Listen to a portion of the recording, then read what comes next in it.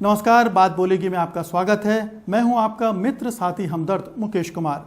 जाने माने फिल्मकार महेश भट्ट को जितना उनकी फिल्मों अर्थ और सारांश के लिए जाना जाता है, उतना ही उनकी राजनीतिक और सामाजिक सक्रियता के लिए भी।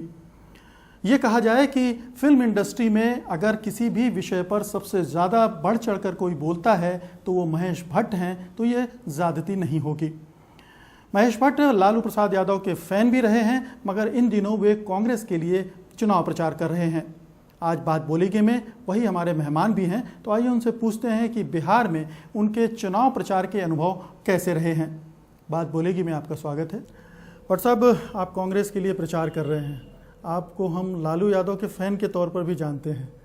क्या बात है, कांग्रेस से प्रेम और लालू यादव के खिलाफ चुनाव प्रचार?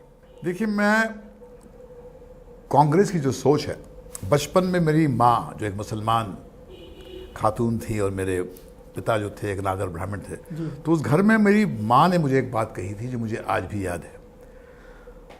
बच्चा था तो एक तस्वीर थी पीछे गांधी जी की नेहरू जी के साथ में, तो मैं कहता था ये कौन है बूढ़ा, तो मारती थी, इश तस्वीर से बात कर, ये गांधी जी हैं। और फिर गांधी जी की इम्पोर्टेंस बचपन में उन्होंने हमारे कान में फूकी थी कि बेटा ये फ़कीर जो है, इसकी सोच पे ही हिंदुस्तान चलेगा या तो उसके टुकड़े टुकड़े हो जाएंगे।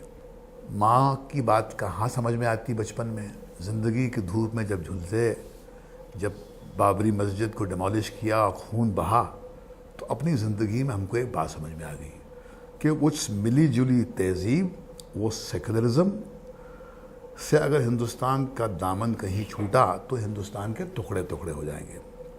उस वक्त मुंबई में जब खून की नदियां बह रही थी, तो हमें सुनने में आया था कि बिहार में एक आदमी है जिसका नाम है लालू प्रसाद यादव, जिसने उस सोच को जिंदा रखा था।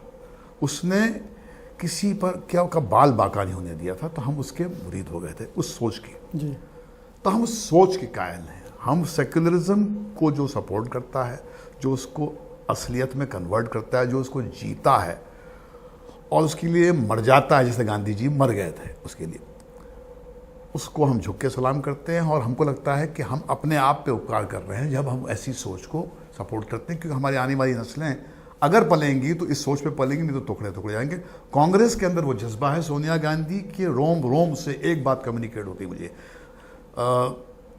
मनमोहन सिंह साहब के रोम रोम से एक बात कमिट होती है कि उनकी नीयत उस वैल्यूज़ को खड़ा करने की है।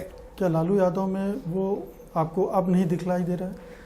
देखिए, लालू जी का मैं उस वक्त बहुत बड़ा फ़ैन रहा हूँ, मगर ये भी सच्चाई है कि मुझे जो जानकार लोग हैं उन्होंने ये बात समझाई है कि ये भी सच है कि उनके ही दौर में राइट विंग फोर्सेस ने सर उठाया था, वो भी फुल ब्लूम में आई थी। लेकिन वो तो पूरे हिंदुस्तान में सर उठाया था। ये सच्चाई है, मगर ये कहीं पर they both thrived off each other. ये कहीं पर जो होता ना कि एक और दूसरा जो है वो एक दूसरे को नरिश करता है, फीड करता है, लिव ऑफ ईच अदर। और ये भी एक कड़वी सच्चाई जो है कि कहीं पर बिहार की जो हालत उनके रजीम में हुई है, उससे हम आप मुंह फेर नहीं सकते। लॉ एंड ऑर्डर की हालत क्या होगी, बस उसके बाद मैं ज़्यादा उस पर नहीं जाऊंगा, क्योंकि मैं केवल लालू जी को उस एक एक्ट के लिए उनको मैं सलाम करता हूं। लेकिन भट्ट साहब, बिहार के जो हालात हैं और जो राजनीतिक परिस्थितियां हैं, उसमें कांग्रेस एक हाशिए की पार्टी बनकर रह गई है। अब उसकी वो राजनीति की दिशा बदलने की ताकत यहाँ पर उसमें नहीं नज़र आती है। उसको एक वोट कटवा पार्टी के रूप में भी देखा जा रहा है। ऐसे में आप जब कांग्रेस के लिए प्रचार कर रहे हैं, तो क्या आपको लगता है कि वो लाइन जो आप आगे बढ़ाना चाहते हैं बढ़ पाएगी? देखिए, हमने यूपी में जाकर जब पिछले मरतबा अपने पास्ट में जब लोकसभा के इलेक्शन हुए थे, तब भी हमने ये मिल्लत बेदारी मुहिम कमेटी है, तो उस कमेटी के प्लेटफॉर्म पे जाके हमने यही कहा था कि जिस पार्टी में ये जज्बा है कि सच्चर कमेटी की रिपोर्ट वो पब्लिक डोमेन में ला सकती है, अपने फेलियर्स को कन्फ्रंट कर सकती है, उससे आप उम्मीद कर सकते हैं कि वो कुछ करेगी और वो गलतियां जो हैं उस पर सुधारेगी। और उन्होंने काफ़ी हद तक काफ़ी कुछ किया है। तब से मैंने ये ठान लिया था कि जब भी इलेक्शन कहीं पर हो, तो मुझे सबसे इम्पॉर्टेंट बात जो मुल्क के सामने जाके बिना किसी हेजिटेशन की कहनी है कि देखिए, तरक्की, डेवलपमेंट, ये सब अपनी जगह इम्पॉर्टेंट है, मगर जो कोर इशू है वो है अपनी कोर फिलॉसफी जिस पे मुल्क खड़ा है कि इसमें सब जो है एक जैसे हैं, एक यूनी डायमेंशनल मुल्क, मल्टीकल्चरलिज्म, आप एक मोनोकल्चर की जो बात करता है।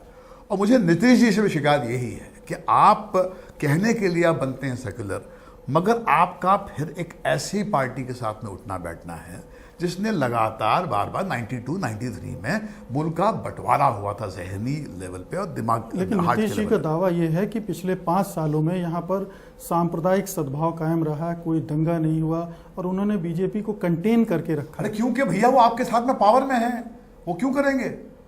जब आप वो जो करते हैं उनको आप शामिल कर लेते हैं, वो तो नहीं करते। भट्ट साहब ये बताएं कि कहा जा रहा है कि पिछले 5 सालों में बिहार बदला है, डेवलपमेंट हुए हैं और नीतीश जी को इसका श्रेय भी दिया जाता है और इसी आधार पर नीतीश वोट भी मांग रहे हैं कि हमने काम किया है, हमें एक और मौका दें। मैं तरक्की की बात इसलिए नहीं ज़्यादा करूँगा क्योंकि जहाँ कुछ था ही नहीं वहाँ पर आपने थोड़ा कुछ कर दिया तो इसका मतलब नहीं कि बहुत कमाल हो गया। जैसे मैं मिसाल देता हूँ कि पाकिस्तान में 18-20 घंटे लाइट जाती है, जब 1 घंटे के लिए बिजली आती तो बच्चे जो है पहले चिल्लाते हैं और एक खुशी की लहर दौड़ जाती है। तो क्या वो 1 घंटे की खुशी से आप ये कंफ्यूज कर लेंगे कि साहब कमाल हो गया? बिल्कुल नहीं। फैक्ट ये है कि आपने एक ऐसे स्पेस में कुछ किया है जिसको लोग समझते हैं कि पता नहीं जैसे आपने कुछ एक मिरेकल परफॉर्म कर दी। जी, एक छोटा सा ब्रेक लेते हैं, वापस आते हैं और फिर अपनी बातचीत का सिलसिला जारी रखेंगे।